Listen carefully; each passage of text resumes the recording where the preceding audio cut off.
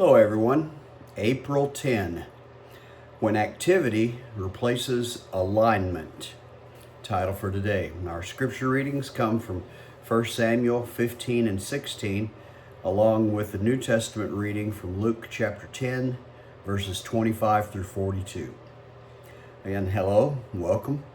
Glad you joined us again today on our journey going through the entire Bible in 1 year, both Old and New Testament studies put together so we can achieve our goal of, again, completing reading through the Bible in 1 year. And as we begin, I'd like to ask all of us to pray this little prayer for us, each of ourselves, as we go through it. For today, ask the Holy Spirit to search our hearts and keep us centered in God's presence. It is possible to be busy and still miss God's heart. That's true for the pastor as well as for the parishioner. 1 Samuel chapter 15 makes it clear Saul receives a clear command from the Lord, but he only obeys partially. He spares what God told him to destroy, and then he tries to explain it away, with spiritual language. No, wrong thing. When Samuel confronts him, Saul insists that he's obeyed, but his obedience is incomplete. And Samuel's response cuts through the illusion. It says, to obey, four-letter word, obey, is better than sacrifice.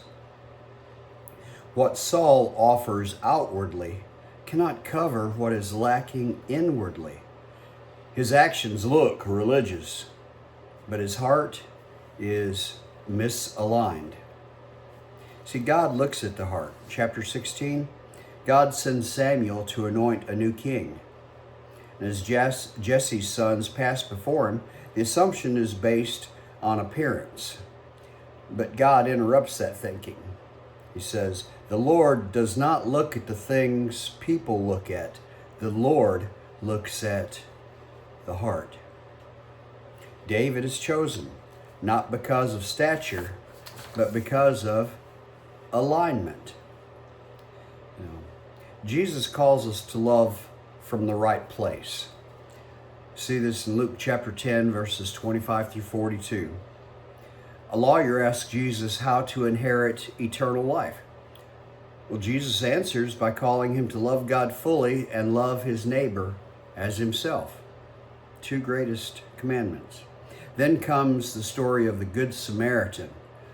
Love shown through action, not just knowledge.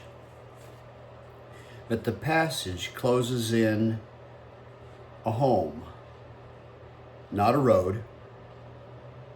Martha is busy serving, doing what needs to be done. Mary sits at Jesus' feet, fully present. Martha grows frustrated, but Jesus gently reveals the deeper issue.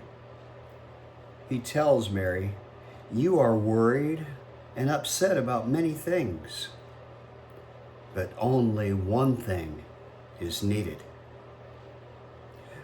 Martha's activity is not wrong, but it has replaced alignment.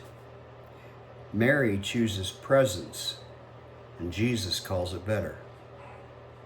Now, the difference here is between activity and alignment. 1 Samuel shows that partial obedience is still disobedience. It's like it's a half-truth or a whole lie. It's a full lie, either way you tell it. Saul acts in a way that appears right, but lacks surrender. God wants the heart, remember. Luke chapter 10 shows that love must be lived, but not disconnected from the presence. The Samaritan acts with compassion. Mary sits with devotion. Saul offers sacrifice instead of obedience. Martha offers service without stillness. David is chosen for his heart, Mary is commended for her focus. It's all about him. 1 Samuel reveals that God values obedience over outward display. Luke reveals that presence with Jesus anchors everything else. Now, imagine a wheel that's off-centered. It's spinning fast, productive, moving, busy, but its center is slightly off. At first, it still goes forward, but over time, the imbalance creates strain. And the faster it spins, the more unstable it becomes.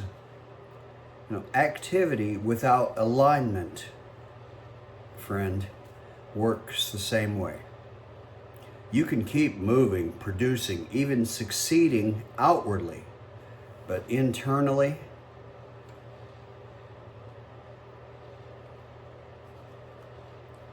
something is off. Saul kept the appearance of obedience, but lost his alignment. Martha maintained activity, but lost stillness. Mary stayed centered.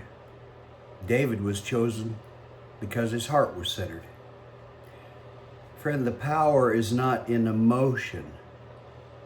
It's in what holds it together. Taking this message to heart today, I've got 3 questions that I ask you to reflect on. Where am I maintaining activity but losing alignment with God? Am I justifying partial obedience in areas God has made clear? Last one. Have I allowed distraction to replace time at Jesus' feet? Let's pray. Lord, search my heart and reveal where I have chosen activity over alignment. Forgive me for the ways I justify partial obedience or hide behind busyness. Teach me to obey you fully and not selectively, just when it's convenient for me. Draw me back to your presence, God, where my heart can be centered in you, and let my actions flow from intimacy, not anxiety. Shape my heart to be one that you delight in. And everyone said, amen. What a prayer. Now, our worship song selected for today is called Nothing Else by Cody Carnes. The link to it is found in your notes. And take this line from the worship to be your guide. I'm caught up in your presence. I just want to sit here at your feet. Wow, what a statement. What a prayer. Now, 1 Samuel shows that God desires obedience from the heart. We see that. Luke shows that presence with Jesus is the one thing needed. We get that. The same God who calls you to act also calls you to align. He's not looking for more from you. He's looking for your heart.